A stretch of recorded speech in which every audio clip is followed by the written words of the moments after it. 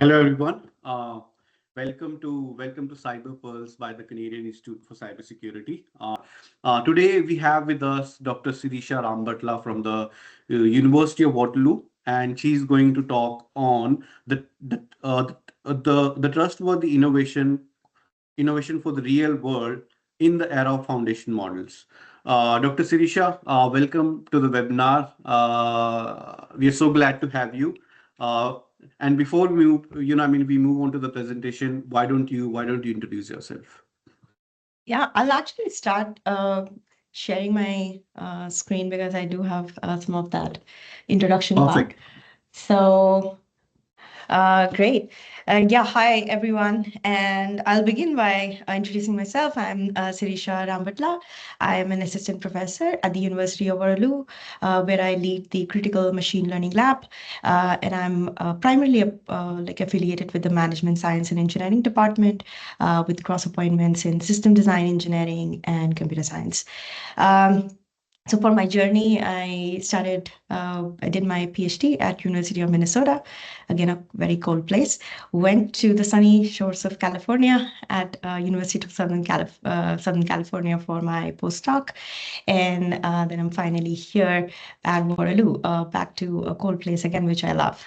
So today I am going to talk about trustworthy innovation for the real world in the era of foundation models. And what we'll see today is for me to even reflect upon my journey on how I ended up where I am. So you'll kind of see when some of the provable algorithms that I show, meaning I started in more theoretical side of machine learning, went to more application side during my postdoc, and now I kind of bridge the two. And what I realized is that the reliability and the trustworthiness was something that has driven me throughout my, if I reflect back upon my own journey. So some of the themes at my lab right now are we work extensively on AI for intelligent manufacturing.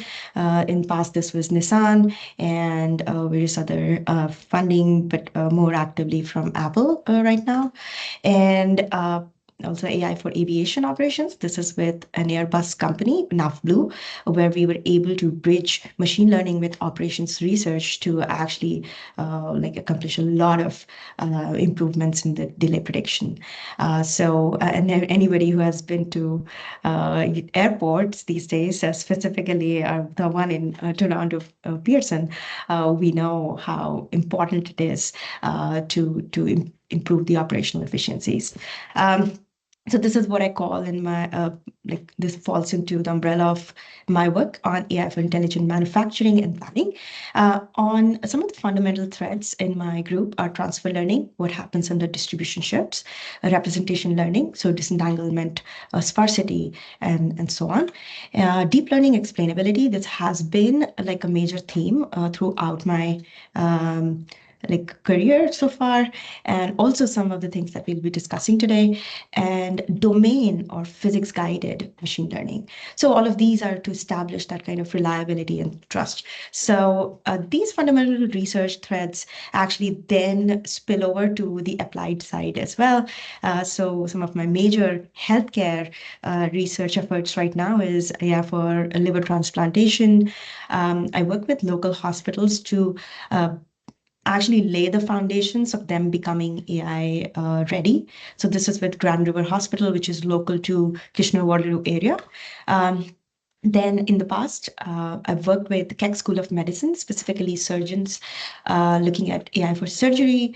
And this is, again, working under distribution shifts, but also like data scarcity and uncertainty in the labels that you collect in the real world. And finally, a lot of work on AI for COVID, including misinformation and COVID spread and so on. So Sumit just mentioned that the last talk was about misinformation. I think we will cover a little bit about that and how that comes into play, like previously through social media, but now more increasingly using the AI generated content. So we'll cover all of these, and that's why I call this trustworthy innovation in the era of foundation models. Okay, so let's get right into it. So this is going back. I'm turning the clock, and this is, I guess, 2019 now.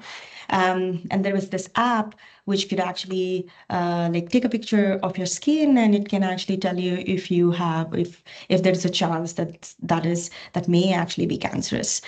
And but at the same time, another paper came out and it said, you know what, these kind of apps can actually be less reliable because tattoos can actually confuse this convolutional neural networks.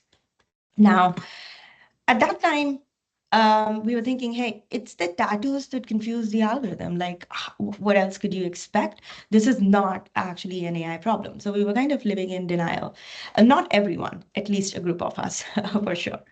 So, at that time, people were looking into explainability and interpretable models, but we tried to there was efforts to learn what is exactly that a CNN is learning and what is it biased towards. So, for instance, this really interesting paper came out which said, hey, is it biased towards texture or the shape or the content of the image?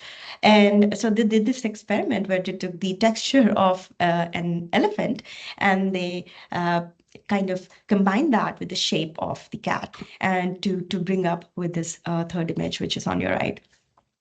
And they found that the model would classify that last thing as an elephant. So they said, hey, it might be that our CNNs are actually biased towards texture.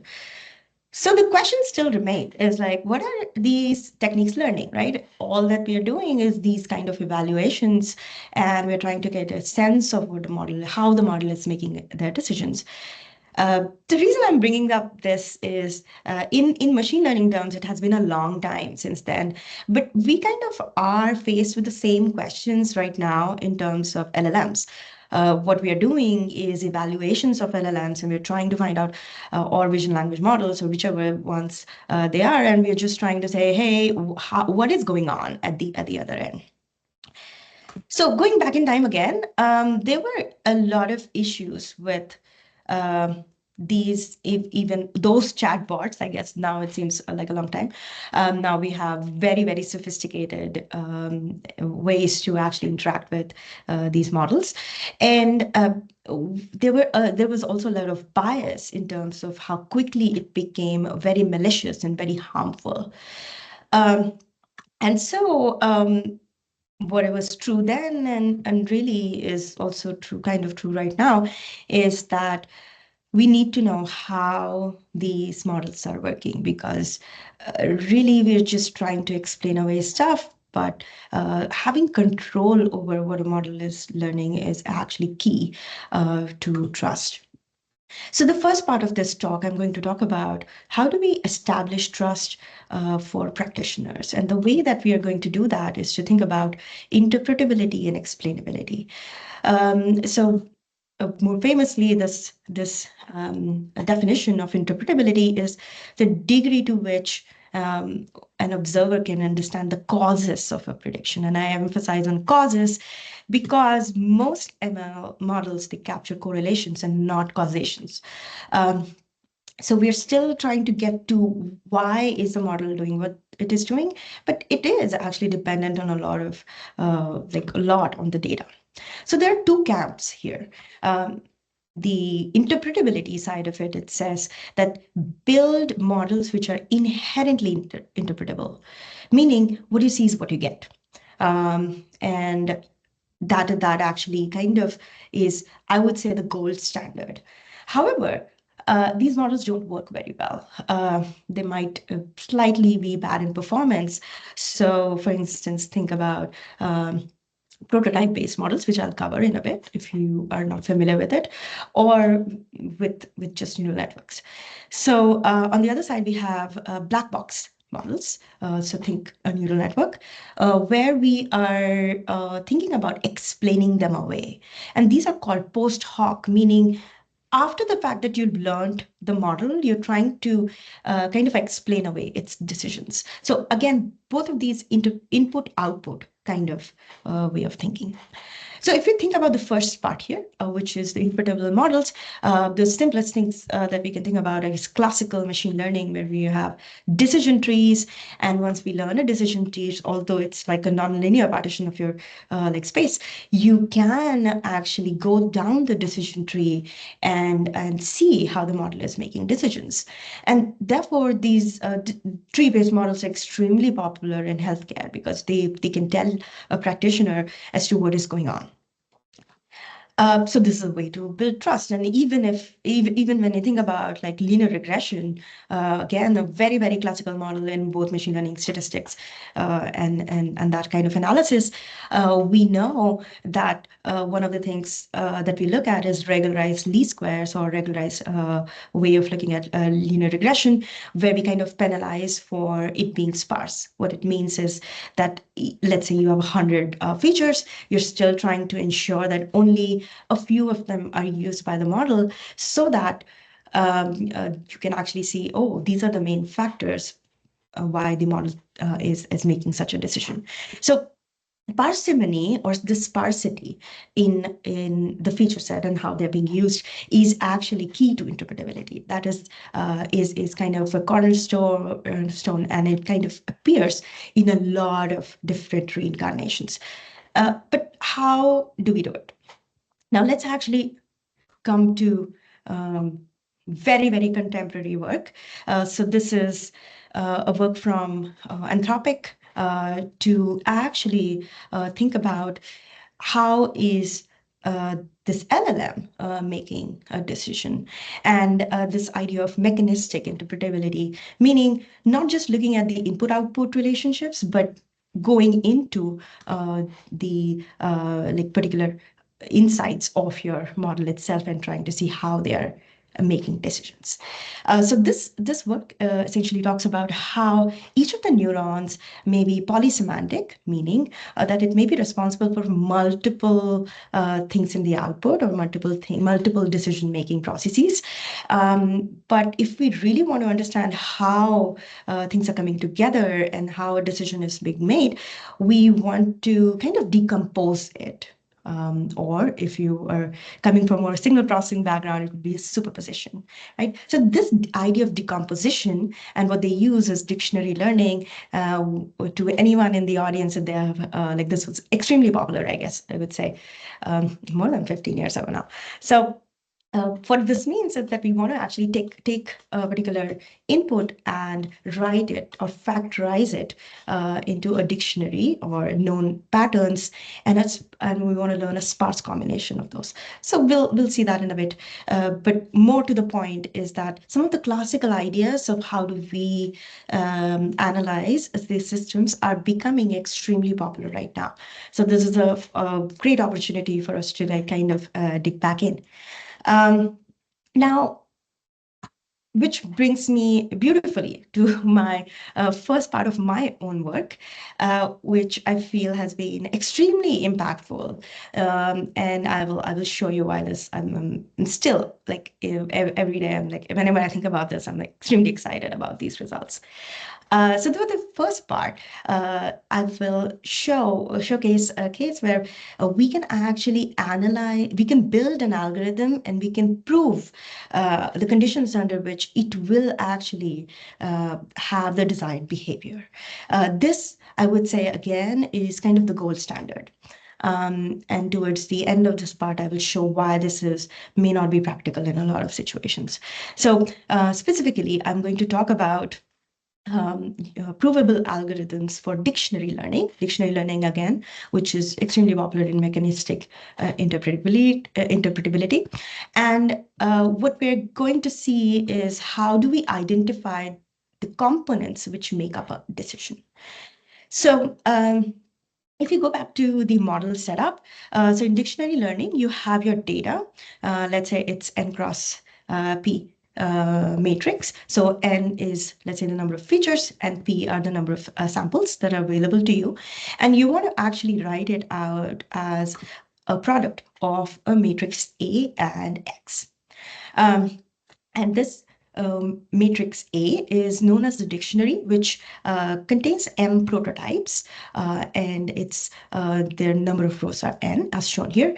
And you have a coefficient matrix, which essentially is sparse. So for each sample, you can actually kind of see what kind of prototypes is it composed of. And each column of your coefficient matrix can have up to k non-zeros, meaning that is the sparsity that we are defining. Now, the main challenge is that we want to write y as a product of a times x, but both a and x are unknown a priori. And another big challenge is A can actually be overcomplete, meaning wide, or undercomplete, which think about it as being tall. And at least the wider case or the overcomplete case poses a lot of challenges. And however, they're very, very important in the sense that they lead to more sparsity, and they're more flexible, meaning there are multiple ways to actually express a particular data sample that you're getting. And they're also stable under noise, meaning because of these multiple ways, essentially. What this means is that they are like you'll have more, even if you have noisy data, you'll still be able to do better. So, like just connecting it with that mechanistic interpretability part, you are looking at some internal representations and think of that as this data matrix Y, and you're trying to decompose it to see what elements is it actually composed of. So you have this kind of dictionary, which is in front of you, which is A, and what you want to learn is for each of those, let's say, patterns that you're seeing, you want to see which of these dictionary elements were actually used.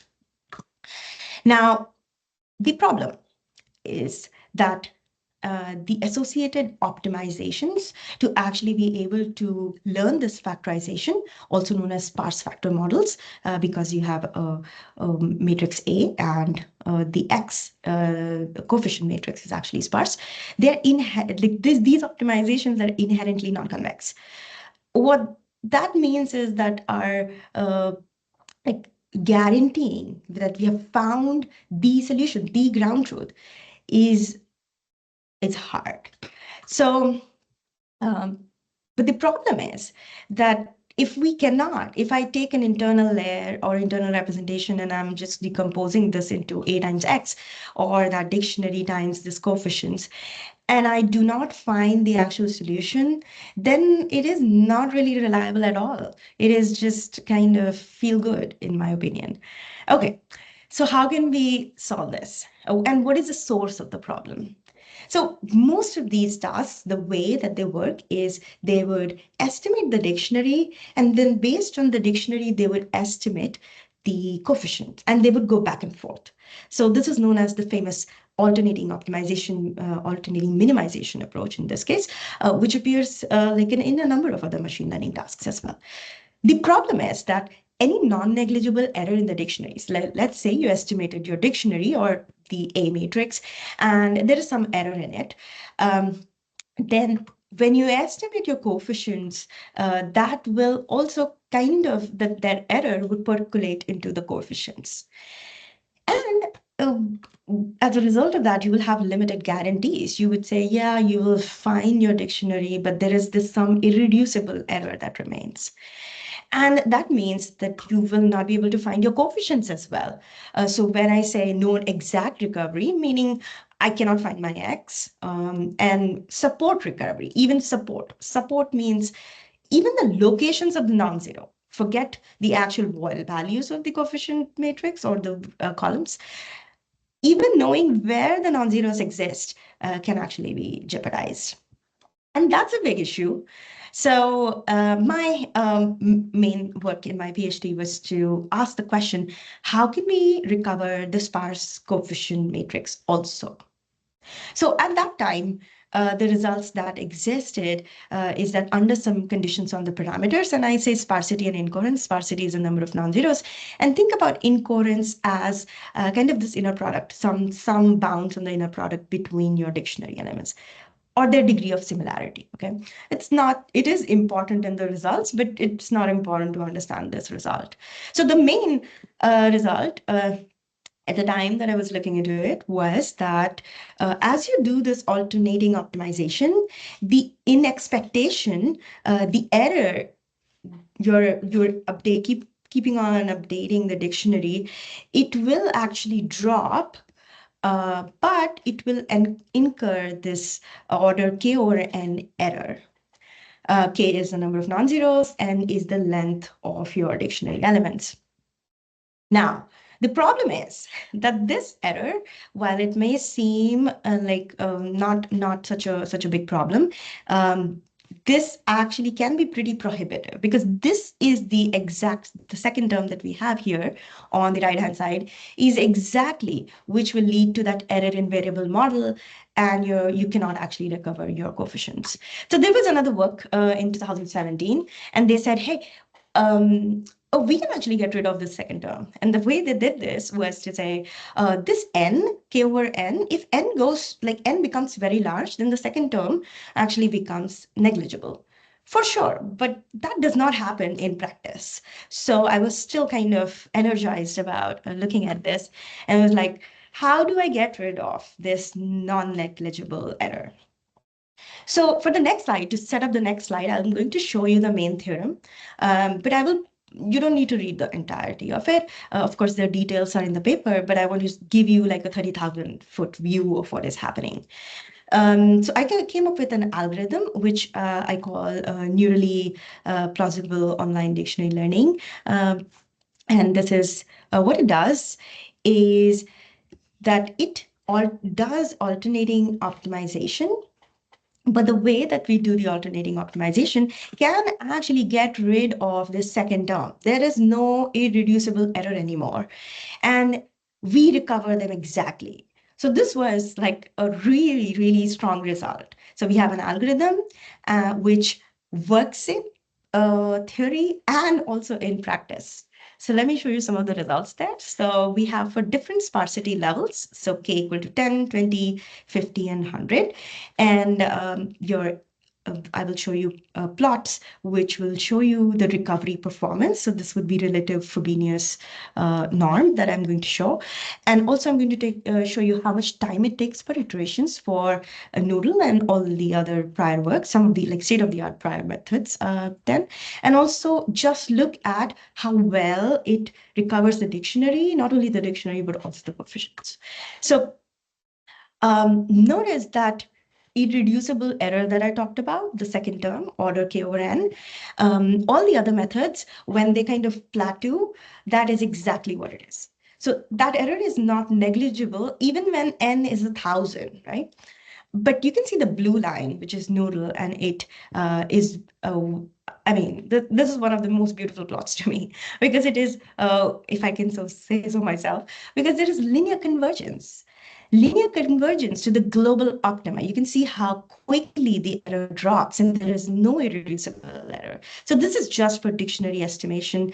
And as you can see, as K becomes bigger and bigger, other methods, they cannot even handle that, because the error is becoming bigger. It's harder to know where the non-zeros are, let alone trying to find what like the error in the coefficients will be.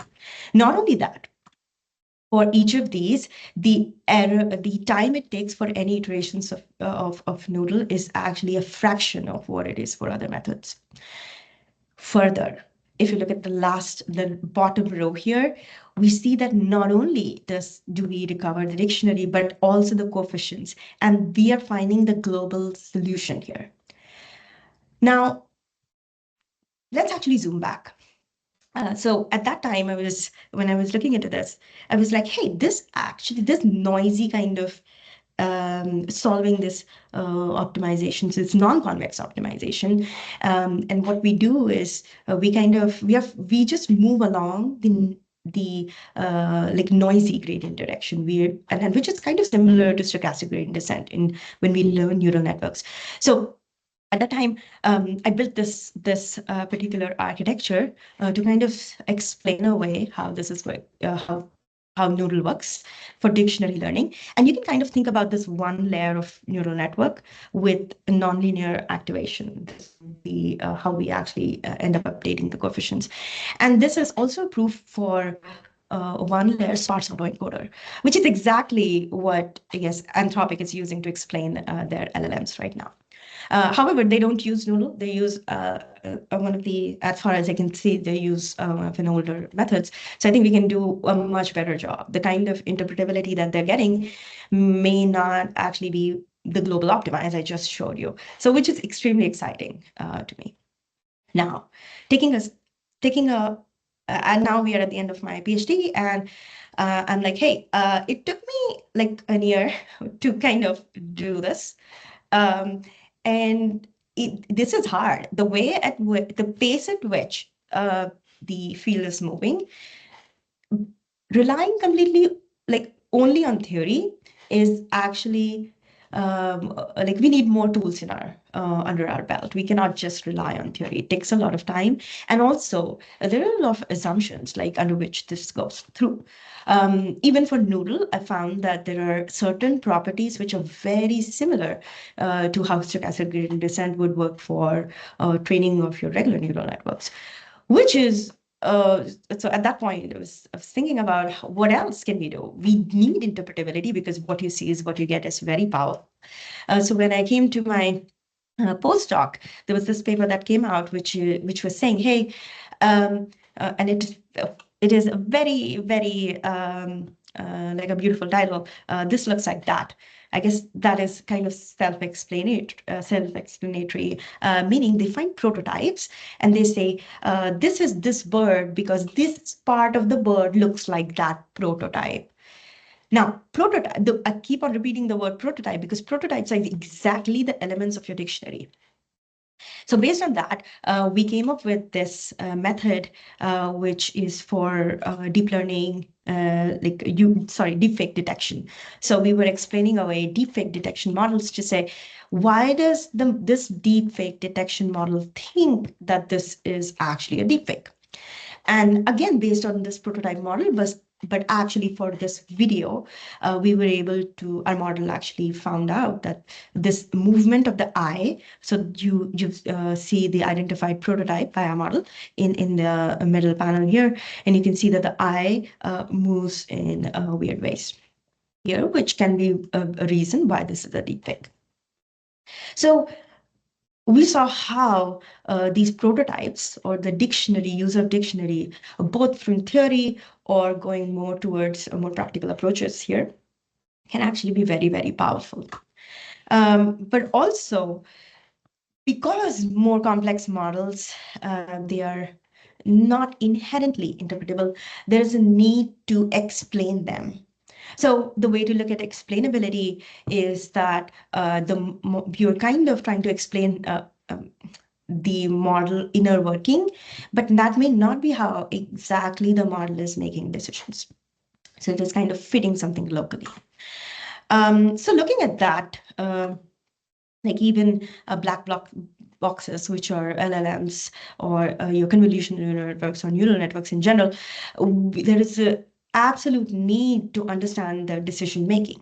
So one way is this mechanistic interpretability. It still is a local explainability method, if you really think about it. So in terms of black box explainability, I now came from another view where we built a method, which is a model agnostic method, which could identify feature interactions and actually find out why a model thinks this is ended up with a particular kind of decision. So, for example, if you're given that a model has made a decision that a particular image has COVID X-rays, then we can actually identify the regions which were responsible for that particular output.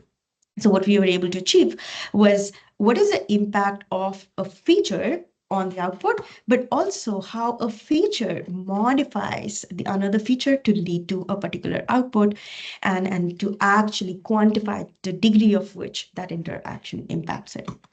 There were two parts. So the main idea was essentially to break this detection from attribution, meaning which features are responsible and are modifying each other. And then we can actually find out how much, to the degree to which they're actually impacting. So the method is called Archipelago. And it is model agnostic, can be applied to any kind of neural networks. So let me take an example. For example, you have a sentence, a bad, terrible, awful, horrible movie. We know, if you think about this sentence, that bad, terrible, awful, and horrible, they are in support of each other, and together they move the model output. Let's say this has a negative sentiment. This is a negative sentiment of this whole sentence. Then we can actually find out why is it that it has a negative sentiment. However, previous methods would actually say, hey, all these bad, terrible, awful, and horrible, these words are supporting each other. So they would actually move towards a positive interaction, whereas our method, it actually, in this case, can say these are all negative ones and how they're being impacted. Another example is where our model actually finds that regret modifies not extreme enough. Like this all together, let's say, leads to a negative sentiment.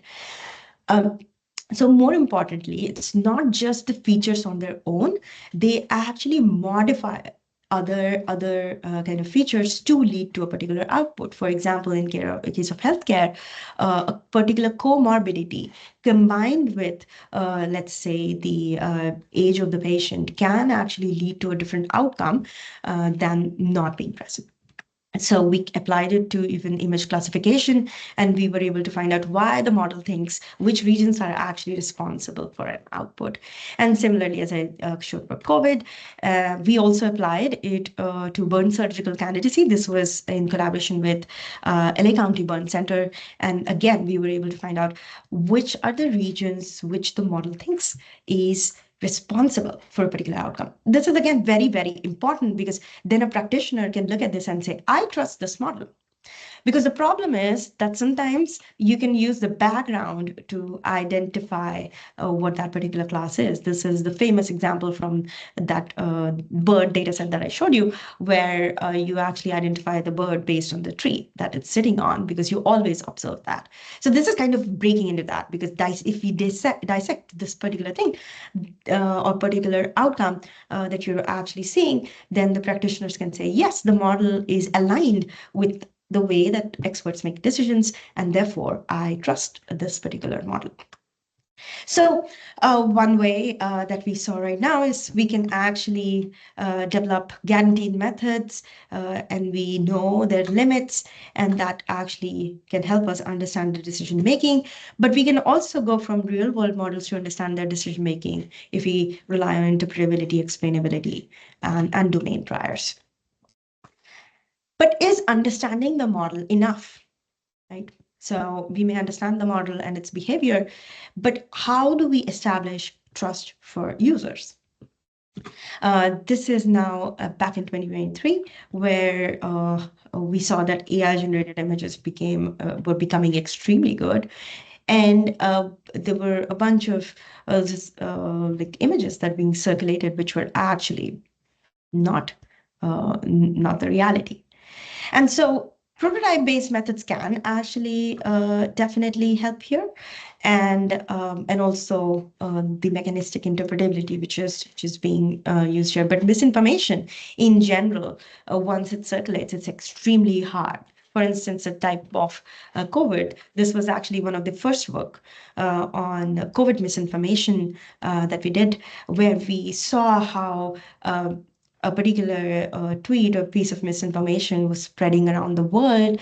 And there was later that there were actually coordination among certain user accounts to actually spread misinformation.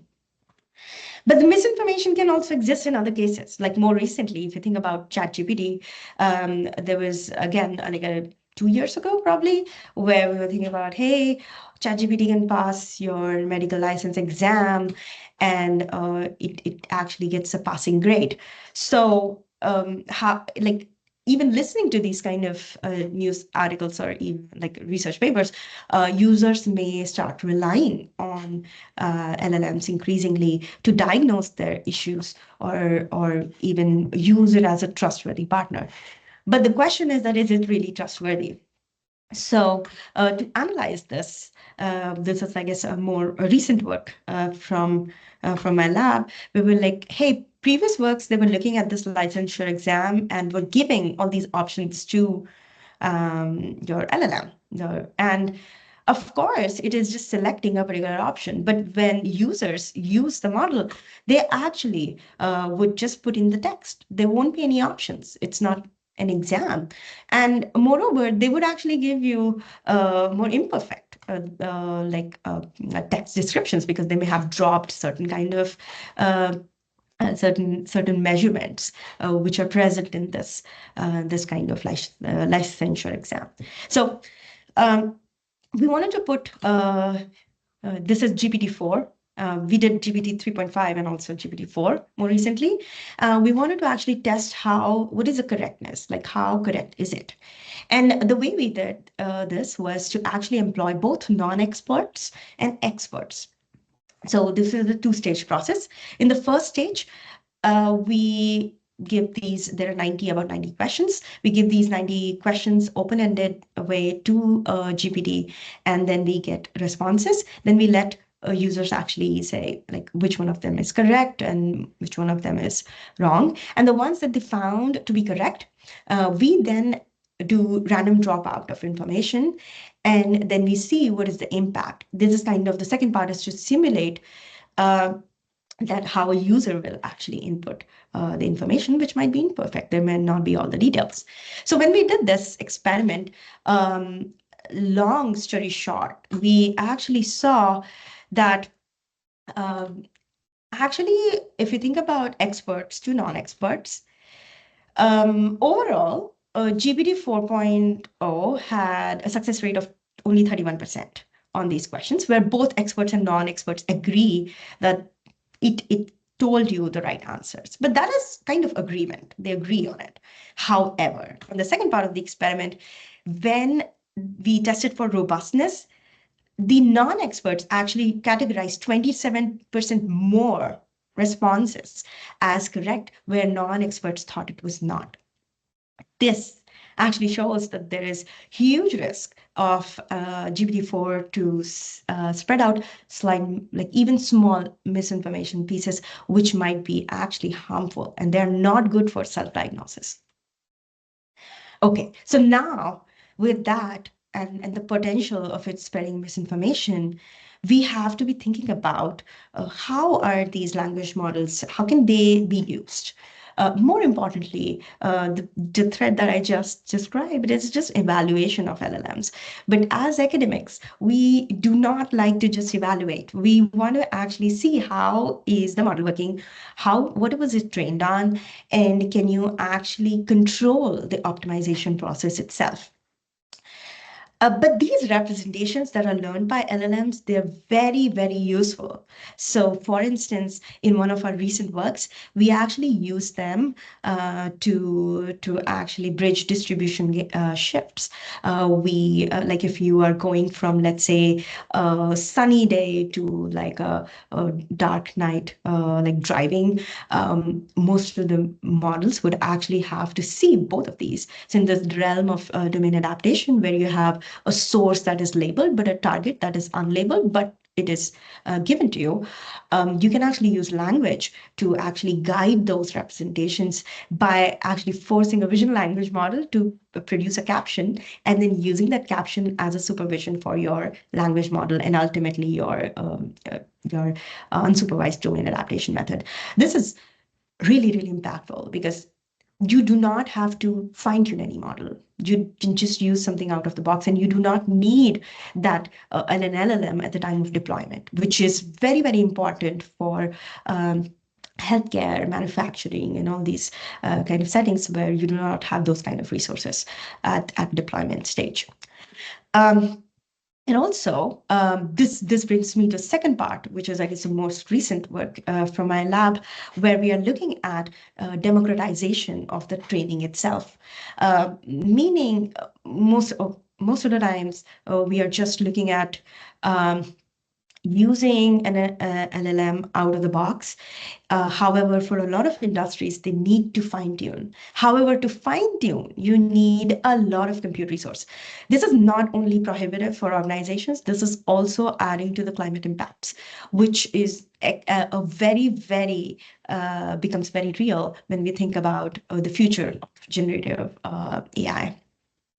So to address this, we like building on of some recent methods. We used low rank structures, or the understanding that gradient itself in during training becomes low rank. This property to actually build a method which actually does do better than the current state of the art, both in terms of memory as well as how fast it is.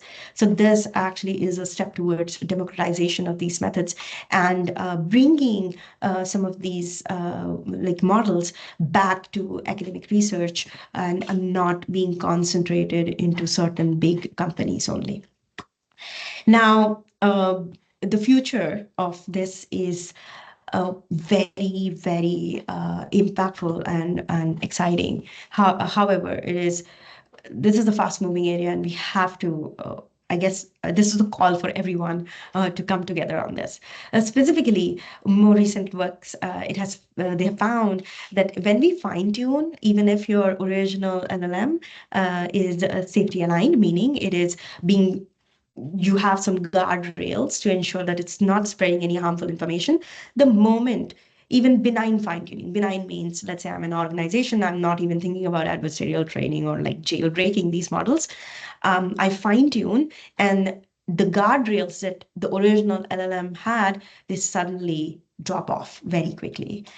This is concerning because people are fine-tuning these models very increasingly these days. So we have to make the training or the fine-tuning actually democratized so that everybody can do it. And B, we have to make sure that we kind of do not lose safety alignment. So this is what we are actively working towards, and we're extremely excited about to make it more efficient, adaptive, and reliable as well as safe for the end user.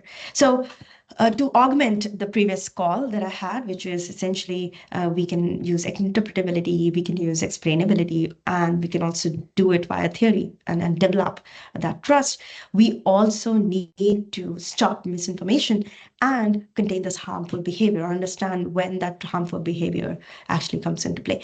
This is going to become extremely important as countries actually race towards getting their control back on these kind of models. More important because we just cannot be relying on big companies to give us their models, and we don't even know what it's trained on or what kind of alignment that it has.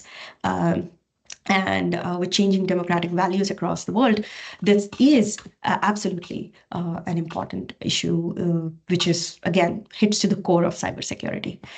So essentially, with that, we come to the end of the talk, and I've tried to keep it very brief, and I hope to hear your thoughts and your questions. Thank you.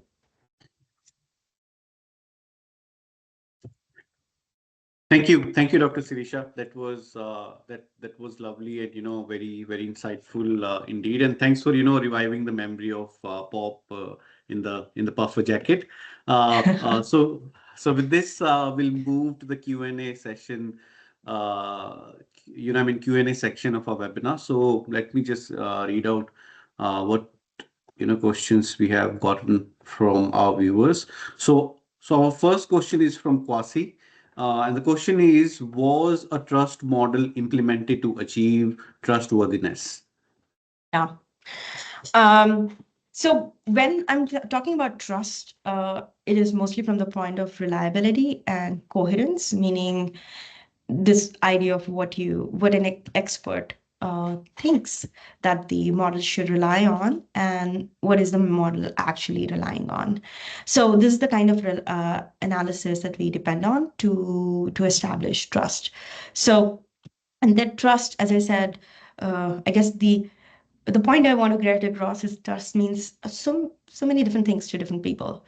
Practitioners actually think about trust as, hey, is the model working as expected? Is it doing what I think it should be doing? For example, when I take the example of the background being used to identify the bird, a practitioner will look at that and say, no, that is not how it should be, because another bird might be sitting on the same tree and you will classify it wrong.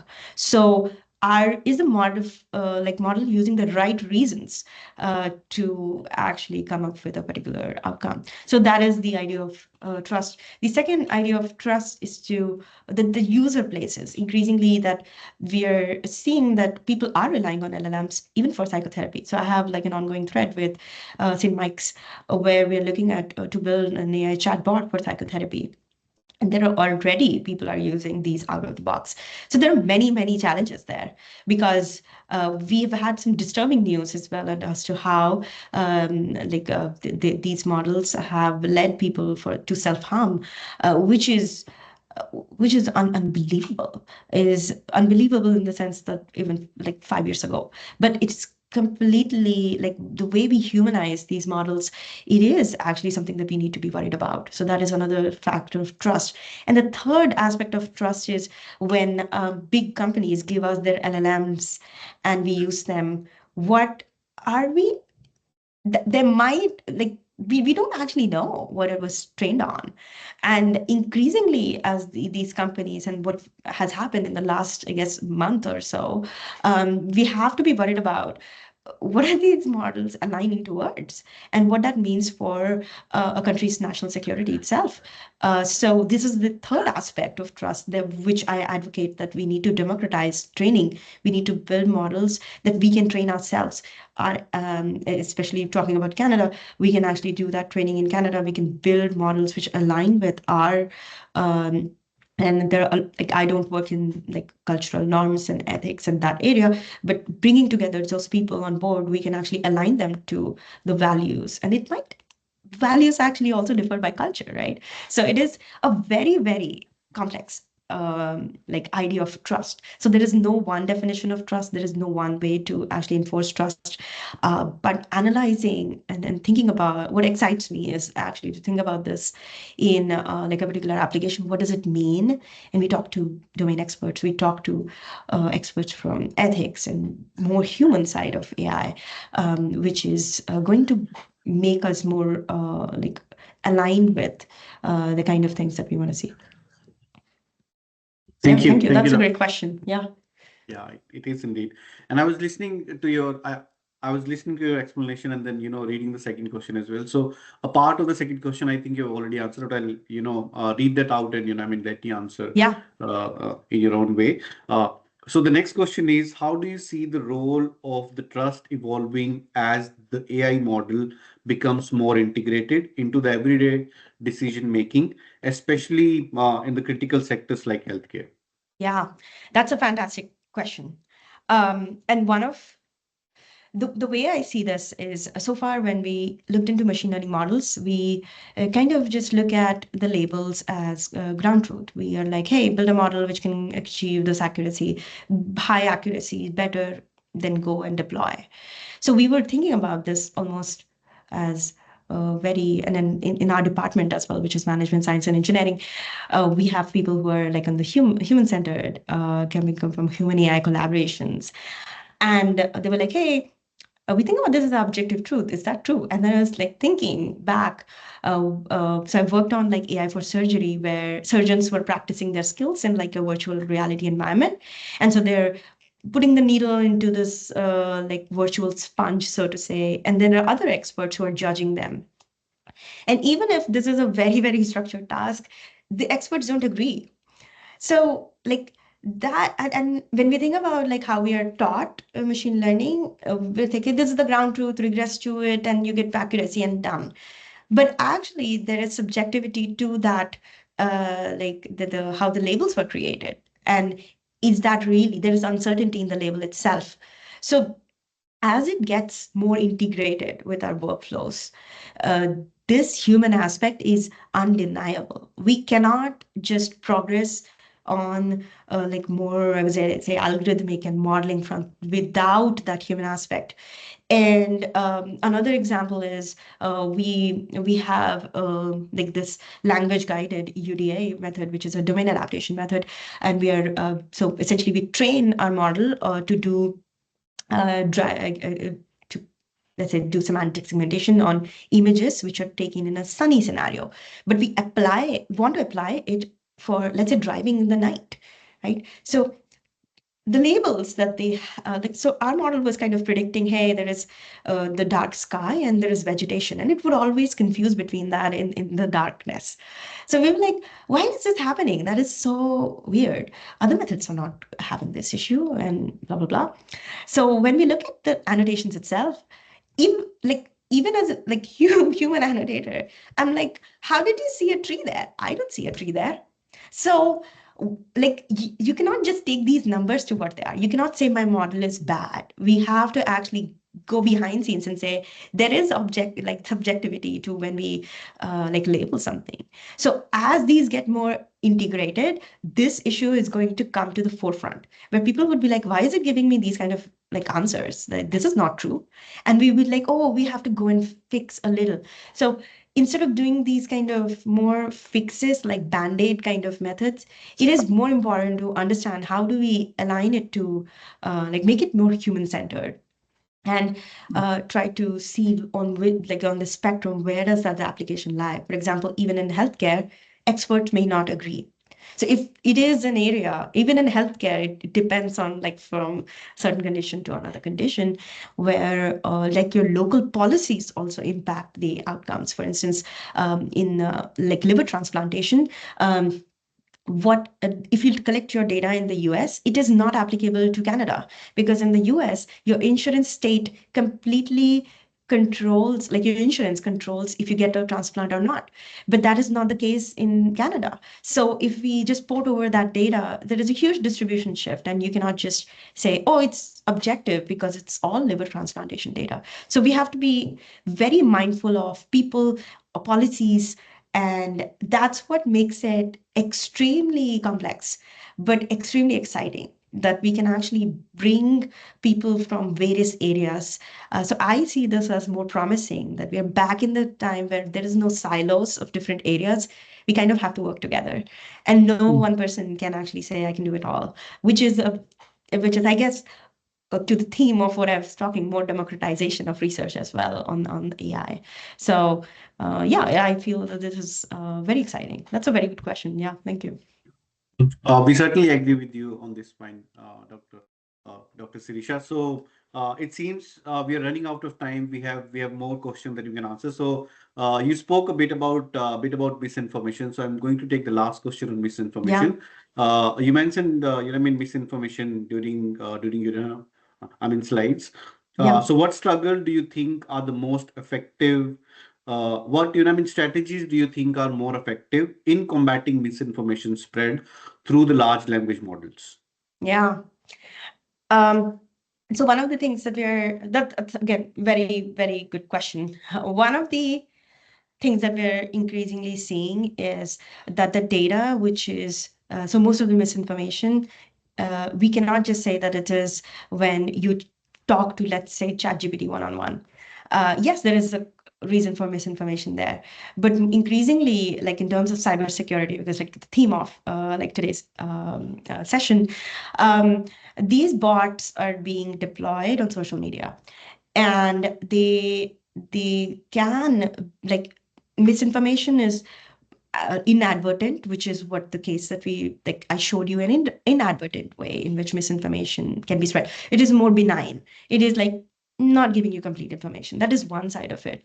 The other side of it is more adversarial, where bots are being deployed, or I actually jailbreak your LLM or make sure that it is actually giving you the wrong piece of information, which I think is, I guess, a very, very big issue. more so because I showed you misinformation spread on Twitter. That data is no longer may not be accessible. We don't know how. Like that is like we may not be able to study them. So there is a need for like governments to actually or for essentially the academia to come together and push pressure that a lot of these things they need to be opened up. They need to be opened up for analysis so that we can actually study and identify misinformation. So the main strategy would be that we can actually do this in real time, that we can identify misinformation in real time and stop it. But there is a lot of challenges because some of them are subjective, and we can say, oh, there is like what is harmful and what is not harmful. Even that itself becomes subjective. But the way to proceed on that would be to actually come together and say these would be harmful. We would stop this. So actually being transparent about it so that users of your platform can know. And when it comes to like even your LLMs, I guess there is a lot of work on reasoning and making sure that they are actually giving you the right answer. You would still treat it with a grain of salt. It is like we still will need to, like I guess even a year ago or so it was not able to give us good citations, and now it is, but it is still like imperfect. I think that imperfectness is going to continue in the spirit of like humans as well. Very imperfect. So that is going to be a theme. So the knowledge to the user that this can be imperfect is probably going to help the most. So AI literacy would become extremely important in combating these kind of misinformation as well. Yeah. Great Indeed, question indeed. again. Indeed, Dr. Sirisha. So, with this, we are just running out of time, and we it seems we could only answer three questions. But with this, it comes to the end of the webinar. It was really insightful and enjoyable to have you on our webinar, and thanks for sharing your research. Uh, and to our viewers who joined, who joined us today on the Cyber Pulse webinar. Just be on the lookout for the next announcement. End of this week, we'll be announcing our next webinar. So if you haven't followed our LinkedIn page, please follow our LinkedIn page as well. And we look forward to seeing you all in our next session. Until then, stay safe, stay curious about cybersecurity, and have a great day. Have a great day, all of you. Yeah. Thanks a lot, everyone. Thank you. It was a pleasure being here. Thanks a lot, Sumit. Yeah. Thank you. Thank you. Yeah.